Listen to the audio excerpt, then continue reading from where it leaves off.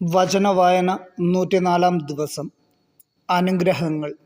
നിങ്ങൾ ആരാധനയ്ക്കായി വിഗ്രഹങ്ങളോ കൊത്തുരൂപങ്ങളോ ഉണ്ടാക്കരുത്. നിങ്ങളുടെ ദേശത്ത് സ്തംഭങ്ങൾ ഉയർത്തുകയോ കൊത്തിയ കല്ലുകൾ നാട്ടുകയോ അരുത്. എന്തെന്നാൽ ഞാനാണ് നിങ്ങളുടെ ദൈവമായ കർത്താവ്. നിങ്ങൾ എൻ്റെ സാബത്ത് ആചരിക്കുകയും എൻ്റെ വിശുദ്ധ സ്ഥലം പൂജ്യമായി കരുതുകയും ചെയ്യുവിൻ. ഞാനാണ് കർത്താവ്. നിങ്ങൾ എൻ്റെ നിയമങ്ങൾ അനുസരിക്കുകയും കൽപ്പനകൾ പാലിക്കുകയും ചെയ്യുമെങ്കിൽ ഞാൻ യഥാകാലം നിങ്ങൾക്ക് മഴ തരും. ഭൂമി വിളവുകൾ വർദ്ധിപ്പിക്കുകയും വൃക്ഷങ്ങൾ ഫലം നൽകുകയും ചെയ്യും. നിങ്ങളുടെ കറ്റ മെതിക്കൽ മുന്തിരിപ്പഴം പറിക്കുന്ന കാലം വരെയും മുന്തിരിപ്പഴം പറിക്കുന്ന കാലം വിതയ്ക്കുന്ന കാലം വരെയും നീണ്ടു നിൽക്കും. നിങ്ങൾ തൃപ്തിയാവോളം ഭക്ഷിച്ച് നിങ്ങളുടെ ദേശത്ത് സുരക്ഷിതമായി വസിക്കും. ഞാൻ നിങ്ങളുടെ നാട്ടിൽ സമാധാനം സ്ഥാപിക്കും. നിങ്ങൾ സ്വൈര്യമായി വസിക്കും. ആരും നിങ്ങളെ ഭയപ്പെടുത്തുകയില്ല. ഞാൻ നാട്ടിൽ നിന്ന് ദുഷ്ടമൃഗങ്ങളെ ഓടിച്ചു കളയും. നിങ്ങളുടെ ദേശത്തുകൂടെ വാൾ കടന്നു പോകുക ഇല്ല.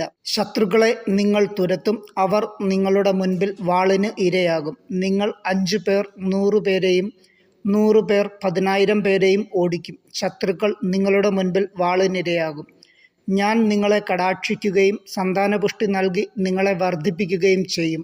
നിങ്ങളുമായി ഞാൻ എൻ്റെ ഉടമ്പടി ഉറപ്പിക്കും. നിങ്ങൾ പഴയ ശേഖരങ്ങളിൽ നിന്ന് ധാന്യങ്ങൾ ഭക്ഷിക്കുകയും പുതിയതിനു വേണ്ടി പഴയതിനെ മാറ്റിക്കളയുകയും ചെയ്യും. ഞാൻ എൻ്റെ കൂടാരം നിങ്ങളുടെ ഇടയിൽ സ്ഥാപിക്കും. ഞാൻ നിങ്ങളെ ഉപേക്ഷിക്കുകയില്ല. ഞാൻ നിങ്ങളുടെ ഇടയിൽ സഞ്ചരിക്കും. ഞാൻ നിങ്ങളുടെ ദൈവവും നിങ്ങൾ എൻ്റെ ജനവുമായിരിക്കും.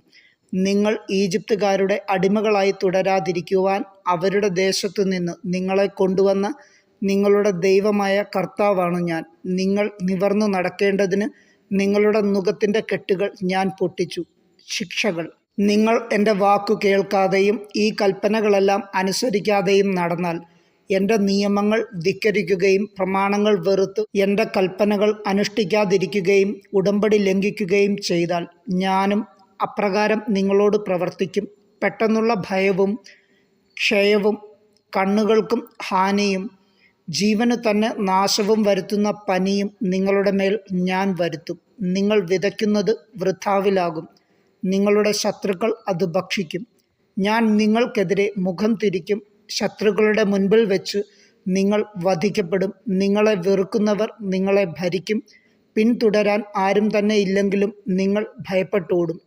ഇതെല്ലാമായിട്ടും എൻ്റെ വാക്കു കേൾക്കുന്നില്ലെങ്കിൽ നിങ്ങളുടെ പാപങ്ങൾക്ക് ഞാൻ നിങ്ങളെ 7 ഇരട്ടി ശിക്ഷിക്കും. ശക്തിയിലുള്ള നിങ്ങളുടെ അഹങ്കാരം ഞാൻ നശിപ്പിക്കും. ആകാശം നിങ്ങൾക്ക് ഇരുമ്പ് പോലെയും ഭൂമി പിത്തള പോലെയും ആക്കും. നിങ്ങളുടെ കരുത്ത് ഞാൻ നിഷ്ഫലമാക്കും. നിങ്ങളുടെ ദേശം വിളവ് തരികയോ വൃക്ഷങ്ങൾ ഫലം പുറപ്പെടുവിക്കുകയോ ഇല്ല. നിങ്ങൾ എനിക്ക് വിരുദ്ധമായി വ്യാപരിക്കുകയും എന്നെ അനുസരിക്കാതിരിക്കുകയും ചെയ്താൽ നിങ്ങളുടെ പാപങ്ങൾക്ക് ശിക്ഷയായി 7 ഇരട്ടി അനർത്ഥങ്ങൾ ഞാൻ നിങ്ങളുടെ മേൽ വരുത്തും. ഞാൻ നിങ്ങളുടെ ഇടയിലേക്ക് വന്യമൃഗങ്ങളെ കടത്തിവിടും. അവ നിങ്ങളുടെ മക്കളെ അപഹരിക്കുകയും കന്നുകാലികളെ നശിപ്പിക്കുകയും അങ്ങനെ നിങ്ങളെ എണ്ണത്തിൽ കുറയ്ക്കുകയും ചെയ്യും. നിങ്ങളുടെ വീഥികൾ വിജനമാകും. ഈ ശിക്ഷകൾ കൊണ്ടൊന്നും നിങ്ങൾ എന്നിലേക്ക് തിരിയാതെ എനിക്കെതിരായി വ്യാപരിക്കുന്നുവെങ്കിൽ ഞാനും നിങ്ങൾക്കെതിരെ വ്യാപരിക്കും.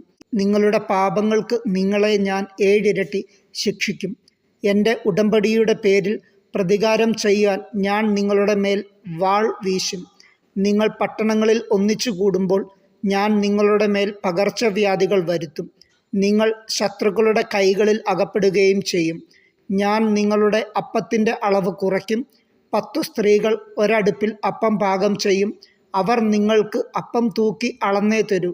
നിങ്ങൾ ഭക്ഷിക്കും, എന്നാൽ തൃപ്തരാവുകയില്ല.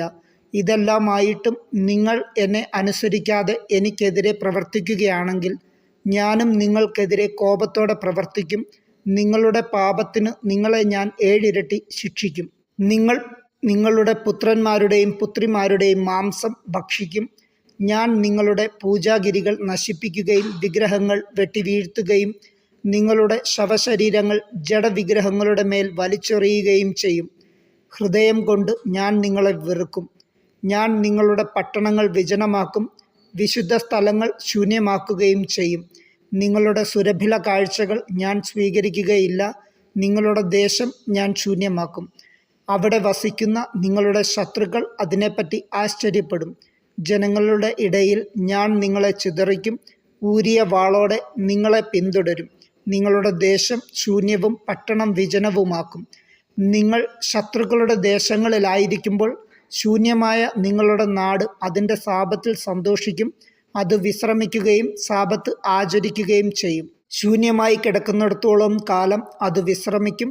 നിങ്ങൾ അവിടെ വസിച്ചിരുന്നപ്പോൾ സാപത്തുകളിൽ അതിന് വിശ്രമം ലഭിച്ചില്ലല്ലോ.